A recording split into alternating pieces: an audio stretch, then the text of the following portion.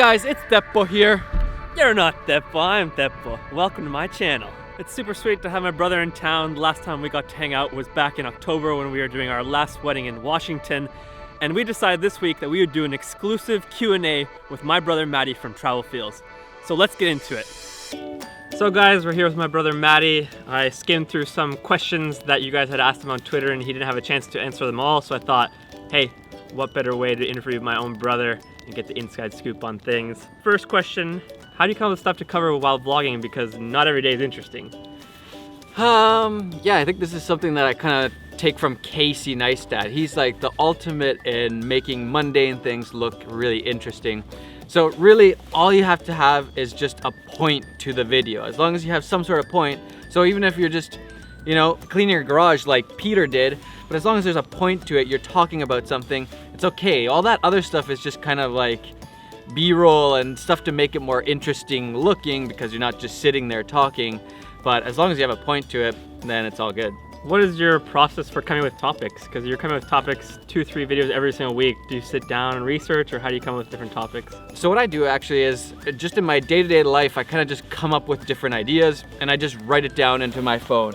I just have a list of different stuff, different topics. As they come up, I write them down, and then, you know, some days you think like, oh, this is a super good idea, but then the next day you go and film it and it's not that interesting, or you're just not feeling it. So I just pick from one of the things on my list, and usually, like for example, I was on that Sweden trip just recently. I try to come up with ideas that I could do during that trip, and then I have some to select from, but I'm constantly just coming up with different ideas as I'm, you know, making videos or watching a video. I'm like, oh, that's a cool thing, I should teach that. I literally almost just got burned by the fire almost. We're playing it risky here. Dangerous territory is here. We might die from smoke inhalation. We don't smoke though, just bonfire smoke. How do you film and execute vlogs if you don't have anyone to help you? This is something I struggle with often, and try to make a vlog on your own. What do you do? Well, I'd say to film yourself really cinematically is pretty tough, but there's always ways of kind of getting around that. Like, I think a lot of times you kind of overthink what you should be filming. You could just stick a camera down and just walk by it, and that could be a really cool shot, and just do different kinds of stuff like that. For example, I went to the airport a couple weeks ago and I just, you know, filmed myself getting in the car, putting the stuff in the trunk, and then getting out, going up the elevator, all those different things. When you edit them nice and tight and you make it play to the music, I think it works really well. I think it's just really just filming what you're doing. If you're making fire, film that. If you're walking somewhere, film a couple clips, and that's all really. And then just make sure you're talking to the camera, obviously. Yeah, it's like yesterday I was filming, and while I was filming I was like, oh, these clips look like junk, or it didn't seem that special, but when I started editing and put them together in music, I was like, oh, this is actually really fun and playful. So just the more footage you film and the more stuff you have to shoot to, the better it gets. Yeah, that's one thing I want to do more actually, is just always have something going on, but a lot of times you're just so crunched on time that you just don't have time to film all that B-roll. But yeah, I think that's one of the big things that makes videos, you know, from mediocre to much better. Sure. Big question a lot of up-and-comer YouTubers asked, do you still get nervous in front of the camera? I don't think I get nervous anymore. I think I've kind of gotten over that. But I do kind of like stress out sometimes about a video idea, or like it gets me a little bit anxious, but I don't get nervous so much unless there's a lot of people that I don't know around. Like if you're filming, for example, inside of an airport and there's just a bunch of people quietly sitting around, that's kind of stressful. But other than that, I don't really get nervous anymore. If you guys remember my Washington video with MATTI, I was struggling. I'm getting there. I'm still a work in process. Hey, it took me like at least 8 months to just keep making videos every week, and now I kind of feel comfortable with the camera.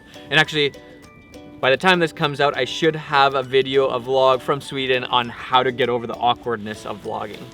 All right, funny one. At what age are you gonna give your kid a camera? That's a good question. I think probably pretty much as soon as he can hold one.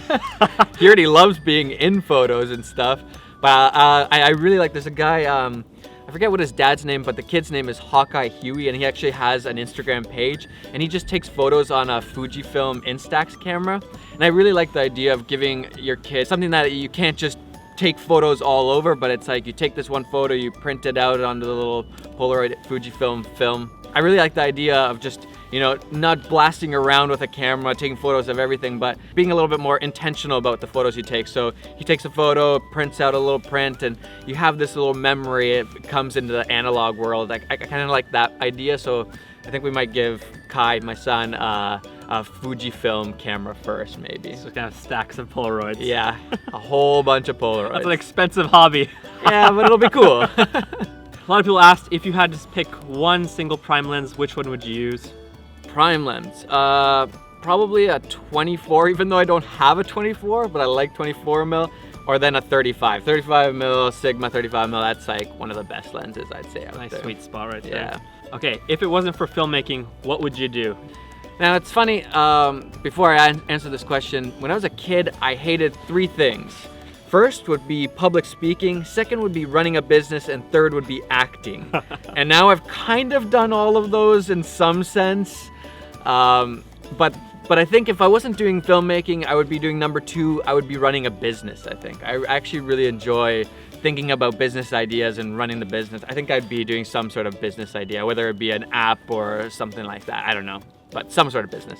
Another question someone asked was, I'm getting caught on fire. Oh gosh, I'm gonna get burned. This was a horrible idea. We thought it would be cool to be by the fire. Horrible idea. Oh, reality versus expectations. It's always a highlight reel on videos. Yeah. All right. How do you manage your time doing YouTube, but as well chasing your dreams like doing docs or more personal projects? I don't think I've figured this one out yet. One of my big dreams is to make a full feature-length doc still, and right now I just don't really have time for that. And I gotta figure out a way how I can do YouTube and also do something like a really long format, something that takes a lot of time, a big doc. I think I'd probably merge the two. I'd kind of show the behind the scenes of making the doc through vlogs and videos on YouTube.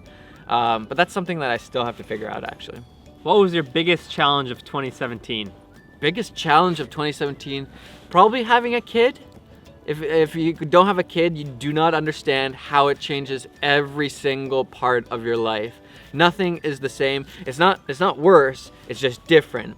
I love having a kid, but yeah, that was probably the biggest, hardest hardest transition change in 2017. It's not a very small feat, making a whole No, human being. No, so. it's pretty crazy. So our older brother asked, how many takes does it actually take to do a talking video? So when, I don't know, it's really tough. So when I start... Some people who do travel films were asking, how do you enjoy the trip while still getting good footage? I think this is kind of a funny question because for me, I actually enjoy a lot of times moments a lot more if I'm filming, and especially because I have it captured for later. It's kind of like just making that moment eternal in some sense. But I think if you're asking this question, I think it means that you're not comfortable enough with your camera or filmmaking yet. And that's why it stresses you out that you can't enjoy filming and being somewhere cool. I think you just need to film more and get more stuff done.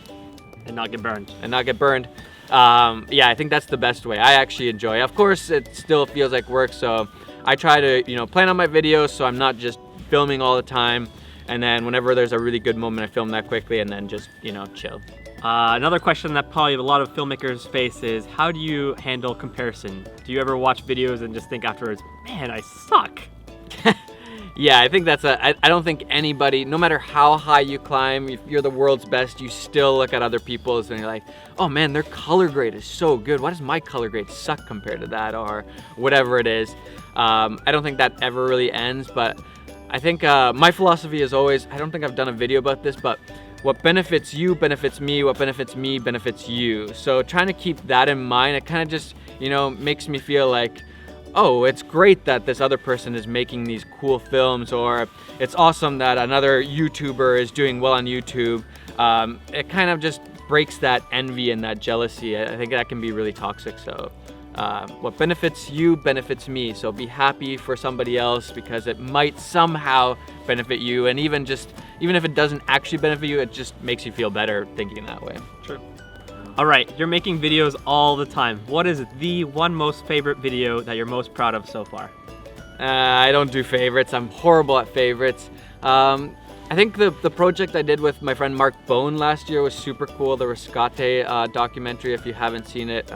he can link it down below. I'll link it below. That was really cool just because it was a really cool topic, and I love docs, and that's something that I really want to do. Other than that, I really liked the Build Your Own Dreams video that I did with Peter in Switzerland and Italy. I also liked the profile film I did of Samuel, and the Iceland video was pretty cool, even though it's really tough sometimes because you put a whole bunch of effort into a video and you put it on YouTube, and effort does not equal views. So a video might take a week to make and it'll get less views than something that I made in 4 hours. So that's kind of tricky, but yeah, those are probably some of my favorite videos I made in 2017.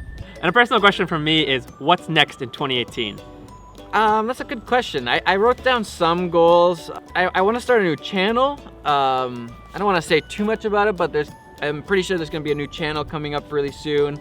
I just want to work with other people, I think, more. I've talked about hiring an editor. Don't send your applications yet. If I need an editor, and when it comes time, I will announce that. So I think I want to work with other people, and I think I would just want to enjoy filmmaking more. I want to enjoy YouTube and not get so caught up in trying to make money or anything like that. Just make cool content. All right, guys, we're nice and toasty from this bonfire, so we're gonna go continue our hike. Boom, let's go.